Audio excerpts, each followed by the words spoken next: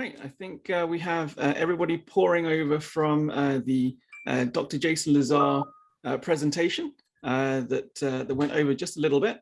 Welcome to the Salesforce, Transcendent, and Frost & Sullivan panel today. Digital triage, sharing the right data to make the right decisions, being moderated today by the one and only Paul Sonnier. So, Paul, I'm going to hand the virtual mic over to you to introduce Michael and Rachel, and looking forward to the conversation. Well, thank you, Jerry. Really great to be here. Another HITLAB symposium. Always a pleasure. So I am both a HITLAB senior fellow and also work at Frost & Sullivan, where I'm industry principal for healthcare and life sciences. And Frost & Sullivan, for those who aren't aware, we support our clients in three core ways in their growth journey. So we do syndicated market intelligence, and we combine that with analyst touch points, allowing companies to understand the future of markets and emerging opportunities across the broader health and life sciences. And secondly, we do qualitative and quantitative custom primary research to support voice of the customer that drives product marketing, and geographic opportunity decisions, as well as corporate strategy decisions. And then third, we do brand and demand marketing solutions that support thought leadership and content marketing, as well as lead generation. So that's a little bit about Frost & Sullivan and my role there. Today's panel is titled Digital Triage, Sharing the Right Data to Make the Right Decisions. And I'm really honored to be joined by Dr. Rachel George and Dr. Michael Verdon. So Rachel is from Salesforce. She's the global lead health system advisory and innovation. And Michael is the co-founder and chief medical officer at Transcendent Care. And so with that, why don't we have Rachel and Michael give brief self-introductions, and let's start with you, Rachel, please. Thank you so much, Paul. It's great to be here. Thank you for inviting me to be part of this panel. So a little bit about me. I am an internal medicine physician by background and have been leading healthcare organizations both nationally and locally here in Chicago for the last 15 or 20 years. And I was in the provider services space, really focusing on improving quality and throughput and population health and all of those great things that need to happen in healthcare. And a while ago, I looked around and I said, where can I really make an impact in healthcare? Where's the tip of the spear now? And I thought, technology is really where that tip of that spear is in healthcare. Paul, you and I were talking earlier about the fact that, 10 years ago, because of all the challenges with, some of it was regulatory, some of it was that technology hadn't moved fast enough. Technology in healthcare wasn't very interesting, but in the last 5 years, so much has happened and evolved and changed that it really has become incredibly interesting. And in Salesforce, and we'll talk about this a little bit more as we go through this presentation, we really believe that that the platform is fundamentally important to making technology in healthcare successful. And so, having a platform that you can connect all of the multitude of different applications into it. And so that's what we do, and that's who I am. And so I'll turn it over to Michael. Yeah, fantastic. Thank you, Rachel. Yeah, thank you very much. And thank you for having me on this panel. It's totally very exciting for me. My name is Mike Verdon. I'm a board certified neurosurgeon. I was also a physical therapist in a former life. I've been caring for spinal patients for about 20 years, 25 years now. And I'm in private practice. I'm solo practitioner and do spine surgery only for the past 8 years. I'm also the co-founder of Transcendent Care, who I'm representing today. And what we did was we started to use that technology that Dr. George talked about and said, how can we make decision-making and patient flows better? And we came up with a couple of different products that we use that are linked together that we feel like gets the patient through the healthcare system, gets the right treatment to the right doc at the right time, with eliminating low-value care from the practice, essentially, and just making the experience better for both the doc, me, and my patients. And I agree. we are going to have to use technology to push the care forward, to evolve it essentially. Yeah, well, fantastic, Michael. And we have a little bit of history. So Michael and I connected on LinkedIn. So for those that aren't aware, I have a pretty large group on LinkedIn called Digital Health, has over 100,000 members. And Michael, I think, joined the group, and I saw what he does. I saw his company. I said, I'm having some back pain. Maybe I'll reach out to him. And sure enough, we had a conversation, and he actually, via his solution, helped diagnose me. We think it's a diagnosis that's probably going to help prevent some unnecessary treatment that I had lined up, and result in better outcomes. So definitely platforms enabling that, and right. Solutions like Transcendent Care. So Salesforce and Transcendent Care are really critical in this journey, and it's really personal to me and obviously everyone. So with that, I know we had some questions lined up. Maybe Michael, you could go into a little bit more detail about what you do at Transcendent Care. You mentioned 2 different solutions, and how that, and we'll go to Rachel, of course, but how that fits onto the platform like Salesforce.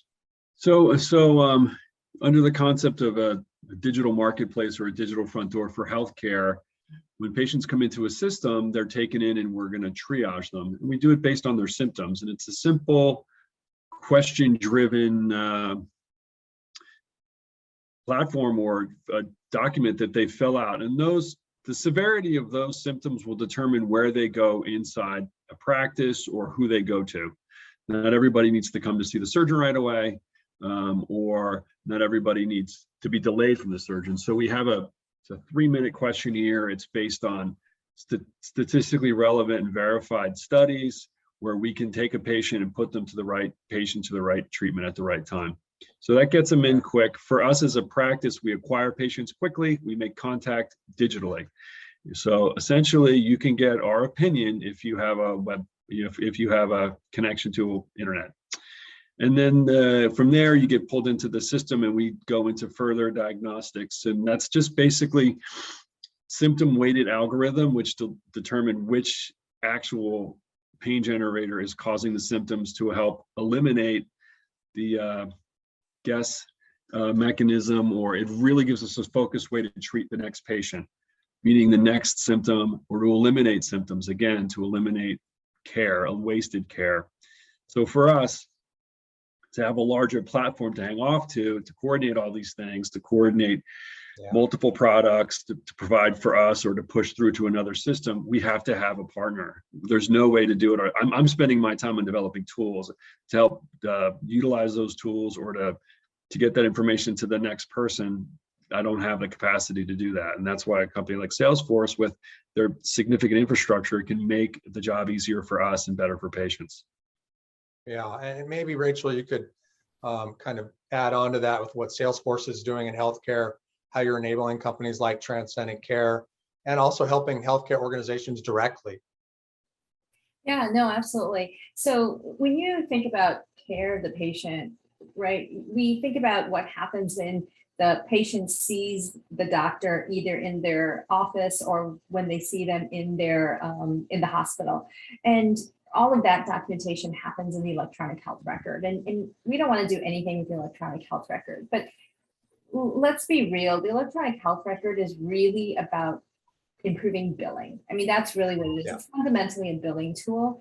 It doesn't do a lot to coordinate care. And we know that 80% of the patient's health actually happens,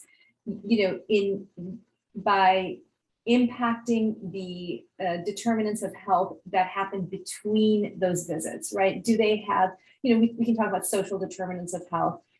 Do they have the health literacy to be able to understand their care? Are they getting good nutrition? Are they doing their physical therapy in the case of back pain? So a lot of what happens, a lot of what's necessary for health actually happens between those doctor visits. And so we don't have a system that really integrates all of that different type of care that needs to happen. And that's where, kind of a platform really is very important and fundamental to coordinate all of that care. And then, you know, you have so many amazing, you know, kind of apps and organizations out there, a lot of which I heard about today. I mean, just great sessions that we had today. But whether it's somebody that's going to, you know, an organization for their mental health issues, or it's because they're going somewhere else to lose weight, or they're going somewhere else for their back pain, like how do we like coordinate all of these different places that people are going to for health now, or they might be going to their physical therapist, into one place. And so if you have that platform, you're able to draw all of that information into one place, so that there really is one source of truth and Right. one place where the clinical team can go to really work and improve that patient's overall health. Yeah. Yeah. And, you know, it's interesting when you mention, you know, fragmentation in healthcare, both, you know, and how we receive it, and also the data. And so it's interesting when we think about that fragmented data, you know, and how we can apply tools like machine learning and algorithms. And I think this is a question really for both of you. How can we overcome that with those tools in particular, or, you know, in general, just the platform of Salesforce? So, you know, take that, either one of you want to respond first. I'll be happy to start. No, I can pick someone if it's easier. Happy to start. So, you know, one thing is that if you have, you know, a system or a platform, you have one place where everything can be connected, and you know, you have the ability to build onto that platform also, and to be able to create that.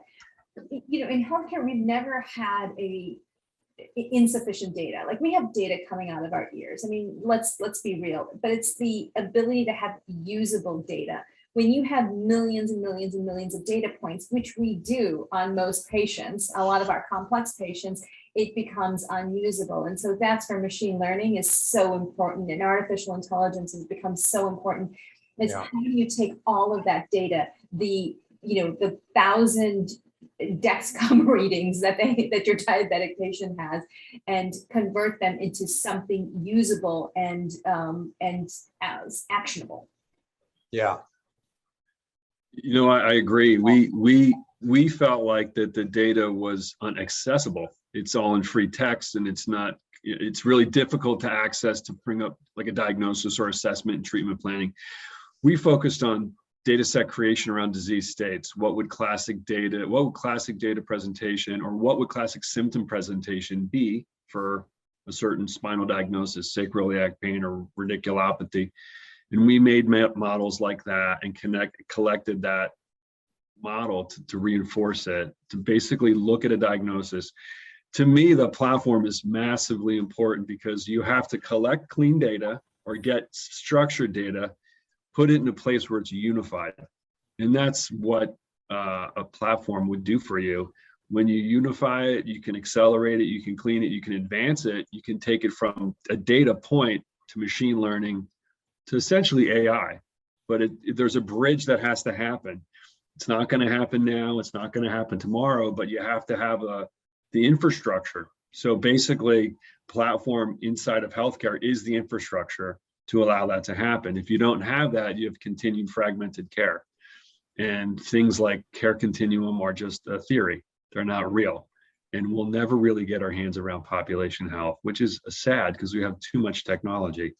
So it's just a matter of bringing the data together in a place where the docs can understand it, clinicians can use it, patients can benefit from it. Certainly we have the technology, but we have to organize the data in a way that it's functional for everybody. Yeah, and so when you're trying, oh, sorry, Rachel, go ahead. No, I just want to talk about one point that Michael said. I mean, is the data usable? And the fact that we still use faxes in health, Right. I just laugh every time I think about it, but it's not Right. You know, how do we take all of that material that we have on paper that's there historically? First of all, never put it on paper again, but you know, how can we use AI and, you know, to convert that into digital data that now becomes actually useful? So someone in the chat bot just asked about unstructured data, and we tried to get at to that. Can you use it? And the problem is, like Dr. George had said, unfortunately, EHR has turned into a big ATM. So it's not really about clinical documentation or functional disease states or severity of symptoms. It's about how do I get this to bill. To use unstructured data, you have to go back and mine it through natural language processing. I've done a small biopsy. It's really going to be difficult. So it's like trying to make clean water from dirty water. It's going to be very, very, very difficult. And I think that functionally we could do it, but I think there's an easier, softer way, and that's just do the work, create clean data sets and push them through a larger mechanism where more patients interact with a new way. So this is digital healthcare or EHR 2.0, which it's an evolution. We're evolving and we should, otherwise medicine goes nowhere. So yeah, we could look at the past. I think we look at our past experiences for data sets, but the data itself, it's almost like when they struck oil, they didn't really know what to do with it. So they burned it a lot until they could cap. It's the same thing because data is oil. It is a commodity and we got to figure out a way to use it. So interesting, an interesting analogy. Hopefully people aren't burning healthcare data, but yeah, but it's going to waste, I guess is the point, right? That's my point. Yeah. That's my point. So kind of on that same theme, this data is out there and oftentimes it's behind walled gardens. Somebody else owns it. You can't access it. Patients can't, port it, easily themselves if they're in different health systems. So, I mean, what challenges have both of you encountered in that? And I'll pick Rachel first this time so there's no confusion. We can come back to Michael. Sorry, Paul, you were saying, what are the challenges that we've encountered? Yeah, as far as like ownership, when say that this data could be of use. Yeah. Yeah, no, I mean, it goes back into, kind of HIPAA and, and who owns the data. I mean, in my opinion, the patient should always own the data, right? Like it should always be theirs and it should follow them wherever they go. You almost want to create a ledger type of system, a lot of like, what you're talking about with blockchain in term where, it's kind of unmovable information that goes with the patient wherever they go. I mean, I think till now it's been health systems, hospitals, physicians that claim that they own the data, but it really needs to be able to move with the patient wherever they go. Yeah. For us, the patient owns the data. It's theirs. It's their symptoms. I can't claim to have those symptoms, but they, like everything else in my career, patients have taught me. So they're letting us use that information temporarily to inform our models to what the diagnosis could be. And I think the beautiful thing about that is the next patient who comes down the road gets the benefit of the machine learning from that experience. So you kind of shorten the time to expertise, but always the patient should own that. And I 100% agree with the blockchain chart. I think that's exactly the way we're going to have to go. And it'll actually liberate the patient from the system, but also create opportunity for true data sharing. For true sharing, because someone shares their data they choose to, and they own it. So, yeah, interesting. And when we think about platforms like Salesforce, there was some news recently. Think about Oracle and Cerner wanting to create a national EHR data cloud or record. Is that something Salesforce is looking to do as well, or what are your thoughts on that, Rachel? Yeah, we believe absolutely in sharing of data and making sure that it becomes accessible at the point of use when it needs to be. So we strongly believe that, we should be, all of our systems should be connected. And so we create, systems that are meant to be connected to others. And we think that's important. We think it's important for the patient, most importantly, and, kind of overall health of the population as well. Yeah, it's interesting. So I guess the point being, as long as the data is interoperable, everyone can share in that and the patients benefit. And, the question of ownership, of course, is, I guess we're still resolving that one, as far as patients owning their own data. I know Apple's done some good work in that regard, but the data is just so fragmented. It's everywhere. It's kind of even hard for a patient to access it, as we know, even though the laws say it should be accessible. There can be challenges to that. And I think in that regard, I think Jorge asked another question in the chat about automizing this process, automating, sorry. Well, I think so. Some of it's going to require supervision. So triage means put the patient where they need to be. It doesn't mean 100% of anything. It's just you're trying to move the patient along. It's like skipping a line in the bank. If you're a big wig, you get put into the manager's office. If you have a big problem, you need to see the doc now. And so that's all triage means. And we're just going to move you to the appropriate phase or level of care. And by the way, this happens in every ER across the nation every night when they have a triage nurse sitting out front. So it's kind of automated now, but 100% no, there'll be some supervision. And I think that will help everybody like lower the expectations and the anxiety level about the machines taking over. That because there's a lot of people afraid of that, like, oh, this machine, but no, it's going to be supervised. But there could be a point where the machine that we have right now is about 75 to 80% accurate. So 80% of the time, it's really pretty much right on the money. Does someone still touch it? Do we still see it? Yes, we're still looking at it and making sure it's accurate to improve it. Yeah, I mean, I think it's really important that we do get triage right, and we do need AI to be able to do it. I mean, unfortunately, to this day, there are still cases that happen where a patient was not triaged appropriately and ends up dying in the emergency department waiting room, right? Like that should never happen. That should be a never event, just like, surgical wrong site surgeries are a never event. Right. A patient getting to the hospital and then dying in the waiting room, that should become a never event. And we can only make that a never event when we get really, really good at these AI tools that can triage them appropriately. I think what would happen is the granularity on that missed event would then trigger what's the pattern, like we were talking about before. So there's patterns to everything. And sometimes we miss patterns. So what's beautiful about the data being collected in a way to look at it, we can then explore pattern identification for what's being missed. We had a conference yesterday where there was a question about this person was triaged inappropriately, and we went back and looked at the data patterns. Oh, look, there's an insight here we never saw. So that's when the machines inform us, which is really what progressing medicine should be.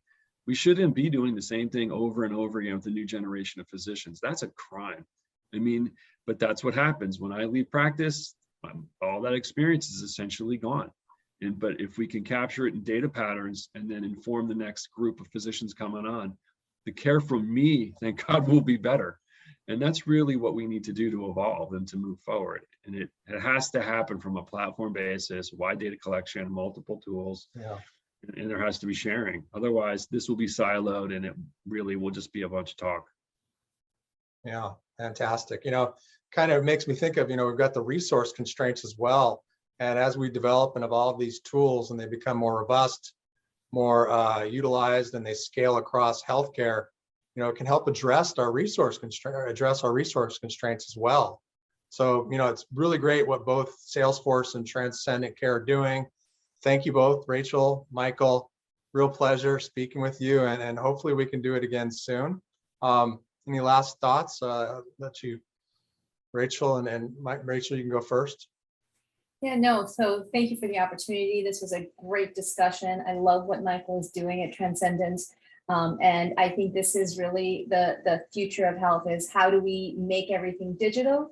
How do we use AI, and how do we put it all on a connected platform so that it is absolutely interactive and the patient owns it and everybody can see what's going on. Yeah, I echo that. I mean, I'm very grateful to have the opportunity to talk to you guys and share with you all what we're doing. So happy that Salesforce has thrown their hat in the ring and want to make a difference in healthcare. I think there's a huge opportunity for little guys like me and the big guys like Salesforce to go out and really transform and shape care. And that's why I'm involved. I want to, as a doc in the trenches, want to shape care. And obviously, Salesforce is in that same game too. And I think we, if we work together, we definitely can make a big difference. Yeah, fantastic. Thank you again, Michael, Rachel. Real pleasure.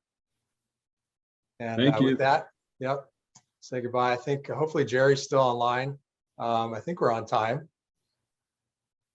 Maybe a little over, and we can keep talking. Yeah, He might be on mute. I don't want to go too far and into the next Oh, panel. there he is. How are we doing, Jerry? Yeah, I think we're good, Paul. I apologize. I had to just start off the next panel No with problem. Stan. But I'm sorry I didn't really get to hear the discussion as I was trying to get Stan to put his camera on. We're trying to get you to put your camera on too. But I trust it. It was really good. I just saw a couple of great discussion comments come up from the chat, and yeah, we saw a pretty strong turnout here at the very death of the summit. So yeah, I mean, look, it's always great to have you on, Paul, and to moderate a panel. And Dr. Dr. George, Dr. Verdon, thank you, for coming on, sharing your insights. And hope to have you guys back on again sometime in the future. Thank you. Yeah, thank you. It's nice to meet you, Rachel. Okay, fantastic. Thank you. Hi, everyone. Okay, everyone. Paul, see you. Thank you very much, sir. Everyone. Thank you. See you later, Yeah. guys. My pleasure.